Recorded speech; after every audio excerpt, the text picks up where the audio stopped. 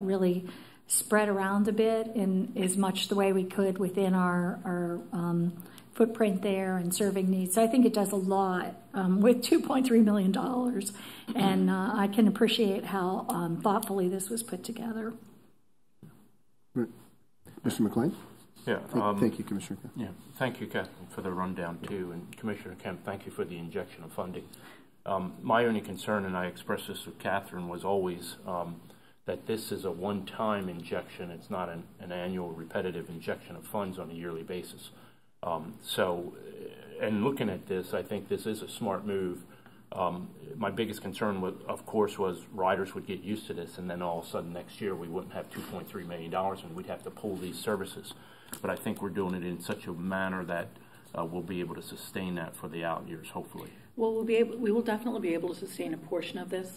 I mean, a point to consider here is we do know, since we do a multi-year budget, we do know next year that we have certain software replacement that we have to handle. We know that we've got whatever the outlying years of our bargaining agreement, there will be step increases which need to be funded and certain other obligations. So we are in a position to be able to make an educated guess about how much we can keep out there. But we can we have a lot of options. For instance, anything which is on here that would not be sustained without this, we can print on the timetable generously funded by Hillsborough County. We can make it. We can do a marketing push, which is, hey, the county is making this possible, that gets us at least a little ahead of some of these conversations, but also can give some credit. So for county commissioners who might not have been as supportive of this investment, they can take credit for what is going on and how they're making an improvement in people's communities and lives. So we've got some things that we could do, and we're hopeful that once we show the benefit, that it's a little easier for a county commission to fund this on a recurring basis. And just, I mean, I obviously had your concern. It was initially in the budget for 2 years for this amount, and I will believe that next year these will be funded. Well, we would welcome the funding for sure. Of course. Yeah, Mr. Jacobs, any comment? Yeah. I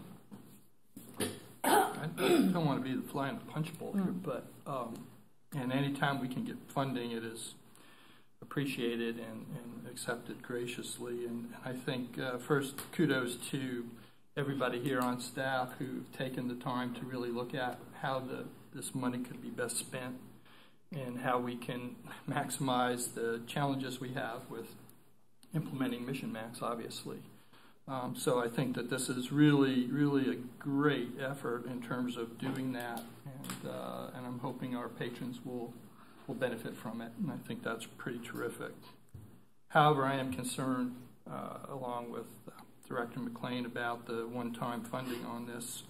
I would hope that Commissioner Kemp, you and your colleagues would see it within your purview as stewards of this community to find a way to make this permanent and make more funding available to us. I hear a lot of talk from you and your colleagues on this board about having to put in, the service we want and all of that, and I think it's incumbent about those of us in the community to be positive advocates on how we can look at ways to get this as a permanent, at least at this amount of money, certainly as a permanent contribution from the county, but hopefully more money to be able to expand our services that we desperately need in this community. If, in my opinion, for my business, if we want to stay competitive, we have to do. If we want to continue to attract the kinds of businesses we want, like going after Amazon, we have to do these things. And we have to make a commitment, and I certainly hope that our community is ready and willing to step forward with the will to do that. And so congratulations to our staff on making this, maximizing our dollars, stretching our dollars as far as we can do when we have them with this influx of funding, again, which is most appreciated, but hopefully those of us out here in the community that are advocating for it can look at ways that we can make this something more permanent than the one-year contribution, because I am worried, like you are, that hopefully, we won't have to address that issue and look at ways that we have to cut again because of it. So that's all I have. Thank you. Thank you, Mr. Jacob. Well, I'm going to jump into the punch bowl, fly or not, I'm not sure, but I share the concerns, but also gratitude, Commissioner Kemp, for you've not only you're not only instrumental in getting this funding, but you shed a light on some of the issues, regarding county funding. And I think it's a blessing to have you on this board and our other county commissioners. I think that this does give us the opportunity to, and staff, great job articulating what we can do with $2.3 million. I mean, this is very focused. So I have a couple of questions, and I do share the concern about the one-time recurring. I guess, because what I would not want to do is to, in an out year, be perceived as, not the best stewards of the public money if we don't refund, if we can't refund this, if it was just a one-time shot, and that wouldn't look good. So I think we just, so that leads to my first question: is where are we in the process of the interlocal agreement and finalizing? So this is a first step, is to have a conversation here. Okay. We wanted to make sure that that HART maintained the role of making the recommendations on the service. That clearly we would understand what the county commission and various commissioners had opined at their meetings, but we are the experts in transportation planning, so it's our responsibility to start it here. We wanted to get the committee feedback, and again, based on this, we'll get with county staff, and I believe Jeff has already begun the process of working on the finance team to see how this item gets teed up to go to both county commission and the board for approval. As we understand, the money has already been allocated, but we have to go back as part of the approval process to get not just the interlocal approved, but a discussion on what we wanted to do with funding and show to the commission where service would be added. Once the interlocal is approved, we can get started on the process of a schedule change. We are at this point targeting late January. It takes a while for us to build the new schedules, to go ahead and print things, and then on the manpower side, conduct a bid, so on and so forth. So we're optimistic that if we could wrap this November, no later than that first board meeting of December is when we would have to wrap to be able to get service on the road by January 28th. Okay, thank you, Catherine. The other question. So I'm going to put my fly hat on firmly now. Are there capital improvement projects that we looked at as alternatives to this that or what are the capital opportunities? This is operating, but did we look at capital? The direction we received from the county was to look at service. Okay. Staff did look at what we could do with capital. A point to remember is since Mission Max has shrunk in the footprint, that's bad grammar, we need fewer buses. So we have available buses in a way we didn't prior to the last schedule change. So nothing on this list represents us having to acquire another vehicle. We would call folks back from layoffs. I think we laid off a total of 7 staff with Mission Max, and we'd be calling them back. So we'd be hiring so back. We'd be restoring jobs. We'd be restoring. We would, Okay. and ultimately hiring new folks. If this takes more, and this would take more than 7 operators to run. But from a capital perspective, there were things which we could do, but the direction was to go ahead and put this into service, so we focused on that. And I appreciate that. And Commissioner Kemp, in the spirit of you making this happen,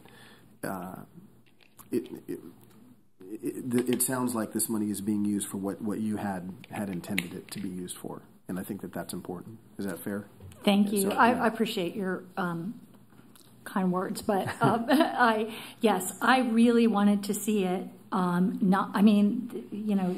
Investing in capital is one thing, but I wanted to see us demonstrate some frequency, and I feel confident that if we do that and just invest it right in services, that we will be getting it next year, and we will be able to move forward. I really wanted to kick open the door of operating. Okay.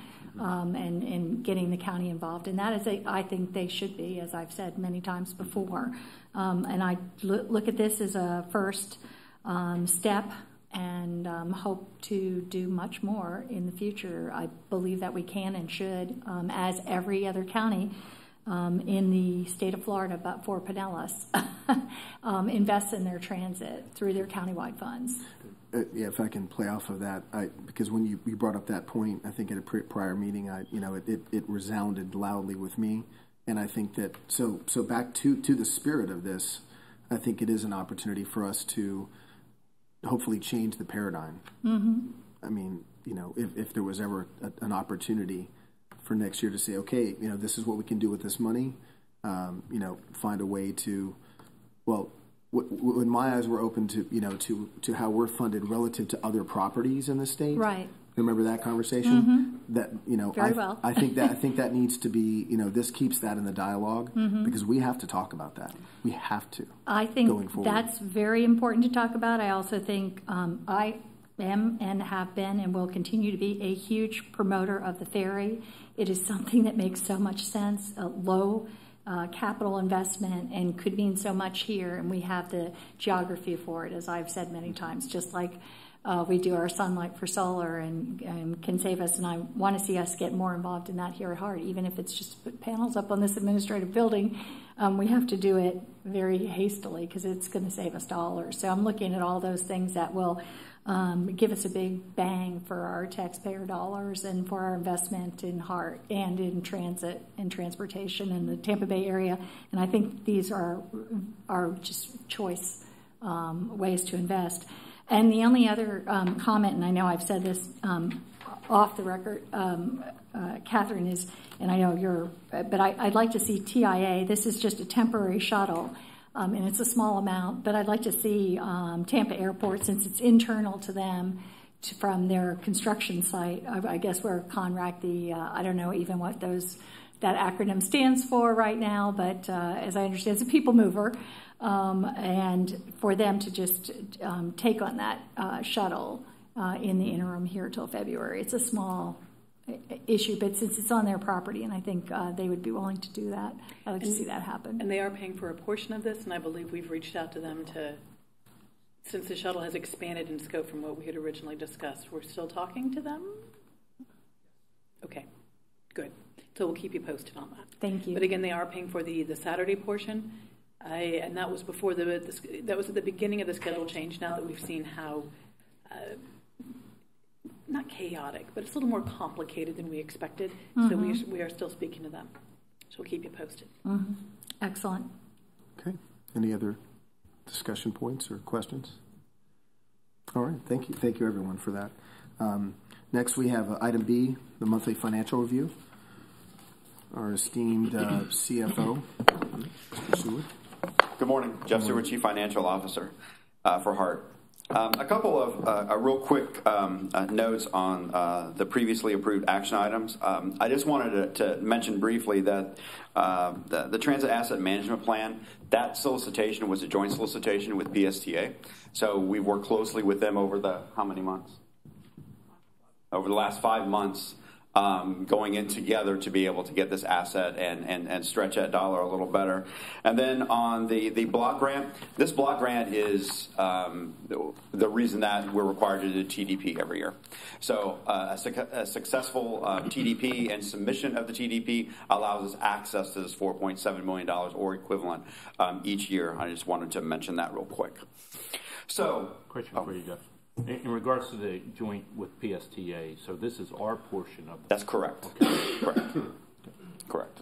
Yes. I wish we could split that in half. That would be perfect. So this is I want to say a different time of year to bring the August financials to you, as in all respects, they are a real moot point at this moment, since we are already into the fiscal year, and the real ending month of September we won't have completed until the end of this month. However, there are a couple of key points I wanted to discuss specifically with this committee prior to us finishing the year-end closings. So I am just going to brush over these. These are August numbers. But I wanted to get primarily to this conversation on cash on hand and cash flow. Over the next couple of months, our plan is, once we are done with year end, once we know what this exact ending year number is and where we end up year over year, budget or expenses, we want to sit down and have one-on-one conversations with each of you on where we are financially at the end of FY 17 moving into 18. Now, what I want to show you is these are unaudited numbers as far as where we think we will end as of September 30th of this year as far as fiscal year 17 is concerned. We're looking at a cash balance of around $13 million. This number can go up or down depending on how things float out over the next couple of weeks. But why that's important, we ended FY16 at $10,095,000 in fund balance. Now, that is an unaudited increase of $3 million into fund balance. And again, could go up or down, not drastically, but a little bit. The point I wanted to make, and we will discuss this during our one-on-ones as we get more firm numbers, is the real catalyst for this above fiscal year 16 amount is the fact that we had 2 infusions of federal formula funding in FY17. Typically, we budget $11 million, $10 to $11 million each year based on what we're anticipating with federal formula. This last year, as you may recall, last year we talked about truing it up. So we actually asked for the reimbursement in the year that we expended the money. Typically, we have not done that. Historically, HART has never actually requested the funding in the current fiscal year that the spending has occurred. It has always been at least one, not at least, it's been 1 year in arrears. So this year we trued that up. We wanted to make sure that for every dollar we spend that's eligible for federal formula in the current fiscal year, we get that back in the current fiscal year. So we trued that up last year, and we really received a total infusion of $20 million last year. So the accounting of that and how we drew that down based on the fact that we were actually, getting reimbursed for FY16 expenditures in 17 and getting reimbursed for 17 expenditures in 17. They can get a little complicated, but what we want to be able to do is to sit down and we will have a graphic that will outline exactly how that money was received, what it was spent, and where that really reflects in year to year over expenditures. So, but it is a positive. It is a positive that we are moving forward with an increased fund balance over prior year.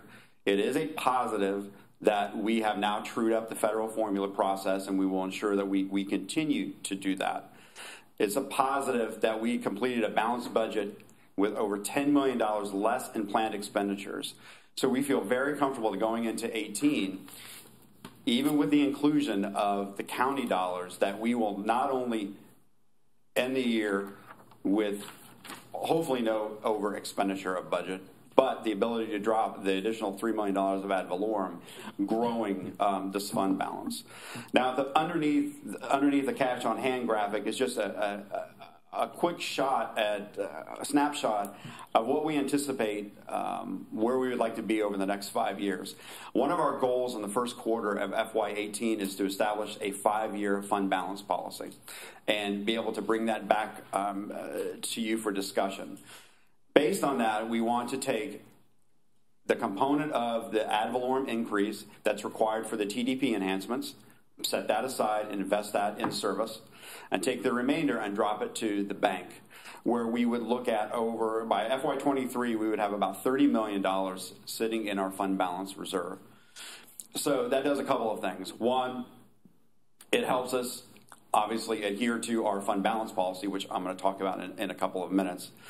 And two, it allows us to start looking at large federal grant programs that require a substantial match, a local match, something that tolls won't pay for, those types of things. This has to be a hard match amount.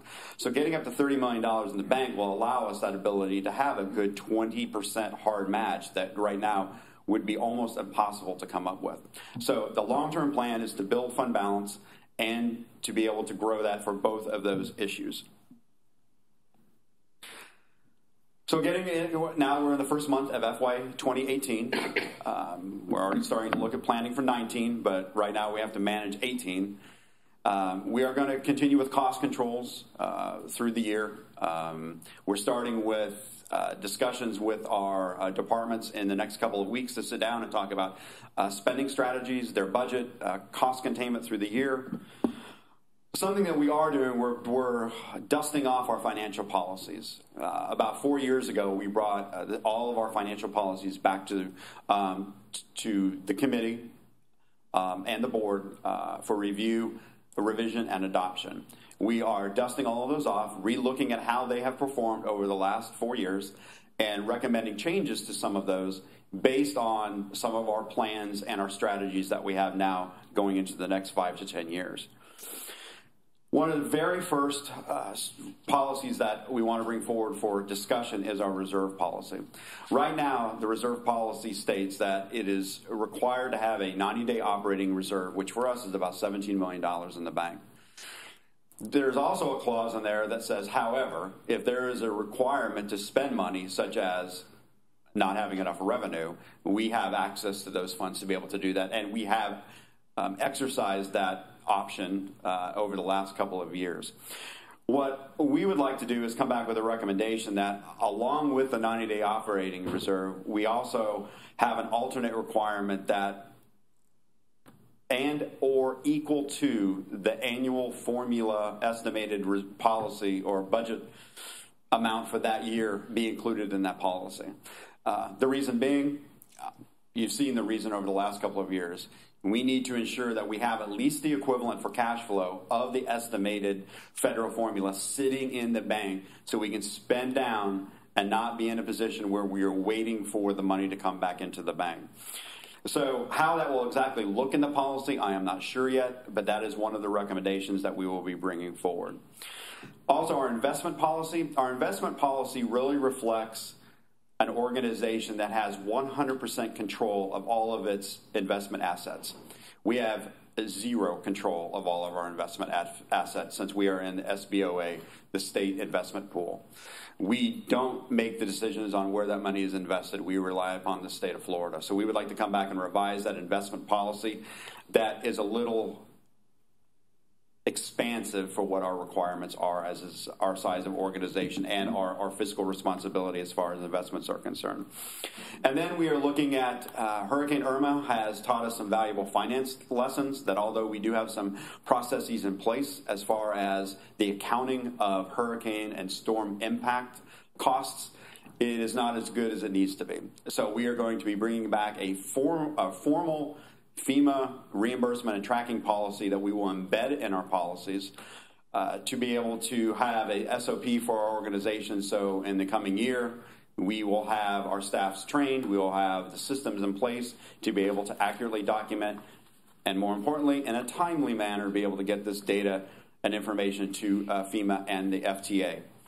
And on that note, we have some preliminary numbers of what our FEMA ask is going to be as far as expenditures, and it's right over $100,000 for the Irma event. About $150,000 of potential lost revenue cannot be reimbursed by FEMA, but we are providing that to Congresswoman Castor's office and will be included in the overall congressional ask for Irma funds for the state of Florida. So that's where we are with a whole bunch of different things. And that concludes my presentation. Thank you, Jeff. Any questions? Mr. McLean. Jeff, when you refer to the reserve balance, I take it that is the cash on hand also? One and the same? Yes, sir. Okay. Thanks. Okay. Thank you, Mr. McLean. Anyone else? Mr. Jacob? Yeah. Wow, this is a lot of information, a lot of things going on. It's great. On the investment policy changes, I couldn't support that more enthusiastically as much as I think the state of Florida is a wonderful thing. Having our ability to have a little more control in our investment and what we're doing with our money, I think, is nothing but a positive. So I'm really happy to see that moving forward on that regard. On the FEMA reimbursement, how did, I guess the question is, with the costs incurred of what we did during that event in terms of our routes, our using buses to take people to shelters, is that all part of the formula that you put in to get this reimbursement? So it's really some hard costs that were incurred because of that by actions we took? Yes. Okay. Thank you. Thank you. Thank you, Mr. Seward. Appreciate it. Mr. Right. Chairman. Oh, yes, Ms. Eden. One point we did want to stress is we shows we've heard a lot coming back through social media, customer service, et cetera, on Mission Max. And one thing we've heard pretty clearly is from the 5% of our passengers who have a worse trip, et cetera. The system wasn't broke. You don't have to fix it. we wanted to make sure that when we're talking about our finances now, that when we say there's more money in the bank, that we're very clear we have more money in the bank. It's still short of the 90-day requirement, and it is the first step in a process to changing how we do business so we can invest in the future. Just want to stress that. I didn't hear anything from the committee, so I'm not reacting to any comments there. But we do expect that we would not be surprised if we see some folks coming to the November board meeting saying there's more money available. Why aren't you putting my service back out there? And again, this is the first step toward making sure that we can invest sustainably for the future. So I just wanted to highlight that. Thank you, Ms. Egan. Just a quick comment. We had Hurricane Irma, and then and Mission Max rolled out. I just wanted to just give staff credit and thanks, gratitude, and just a hat tip for so much going on and just doing such an excellent job. And I want to tell you that directly, I get comments and feedback, out kind of in the arena, and Ms. Egan about positive about you and staff. And I just wanted to kind of give you all a hat tip on just a very two dynamic situations. It's not like you're just just running a transit agency with nothing happening. I mean the things that you've addressed as of late and just have just done a yeoman's job at it have been incredible. So thank you. Thank you, sir. Yeah, thank you. Yeah, Okay. Mr. Jacob. Thank you. I want to add to some of that. First, coming back, I think our ability to adjust in the face of change. Change is difficult. Change is hard for everybody, and our ability to adjust in the face of that, I think, has shown, our leadership in the community, the leadership here, and staff's dedication to making that happen. So congratulations to everybody. It has been hard, and we here at our board, and I'm sure you on staff hear a lot of stories about the people that be impacted and the negative of this change. But I want to bring you a positive story. I have a lady that works for me who relies on the bus to get to work every day, and the Mission Mac change she's told me it's taken 30 minutes each way out of her commute to work every day to downtown from her home, and she is about as thrilled as she could possibly be with that, and so am I, because it makes her a lot happier. But, for every story that we hear that we've affected people, and I've heard a lot of them, and I've gotten a lot of phone calls as well, there are good stories out there too, and I think we need to remember that we are making people's lives a lot better because of a lot of these changes, hopefully, and I'm hoping those are stories we can tell as well. So thank you for your dedication to that. Thank you. I just also like to say thank you so much. I think this has been a really difficult time, Mission Max and Irma, and I know that you all have been up at 5 and 4 in the morning, and I know, in fact, because I was at the Emergency Operations Center when you woke up at 3 in the morning. Well, you had stayed up all night, so I was going to sleep. But it was amazing, the dedication that you all have done, the real, just on the buses out there, just trying to do every last thing. And I have read, as we all have, some of the negative coverage also, and when I had talked to Catherine, I said, in one of these cases, why isn't that person on Sunshine Line? We also have quite a bit of investment, actually, in other places that some people are eligible for and can do and use, I would imagine, serve them better.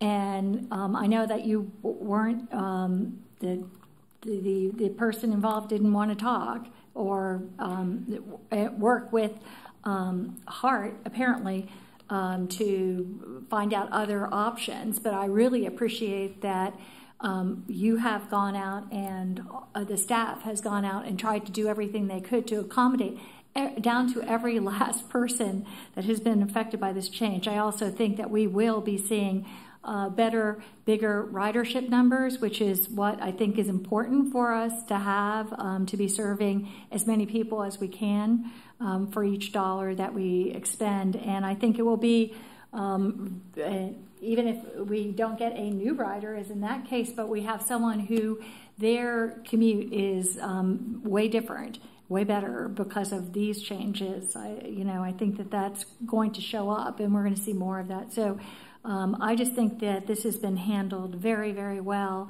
Hurricane Irma was, again, just really excellent, and it's too bad we lose money on something like that, but we did all the right things, I think, and so I really appreciate from staff and the direction leadership at the top what's been done in both of these cases. Thank you, Commissioner. I'd say everybody in this audience is probably tired. I know Marco is. Do you even still have your Mission Max shirt, or have you disposed of it? Of 135 non-bargaining people, 90 were out on the street last Monday, 80 on Sunday. And just by way of comparison, the outreach done for from the summer for the TDP and the changes, we had about 22,000 interactions. Our friends in Nashville are ramping up to do a plan to support a referendum in May of next year. They had 20,000 interactions for that plan. So more voices coming in on Mission Max than a region doing a complete overhaul for a different type of investment. So we're really proud of it. As much as we do get beat up by people whose individual trip got changed, we have seen this, folks with faster commutes, they can get home. It's easier for them to make connections. So we keep our eyes on that. And thank you. It's easy to say it's the best team in transit because it is. It's nice to hear the recognition. Thank you. All right. Thank you. Thank you all. Unless there's anything else, I believe we are adjourned. Okay. Thank you, everyone. Have a great week. Thank you. Yeah.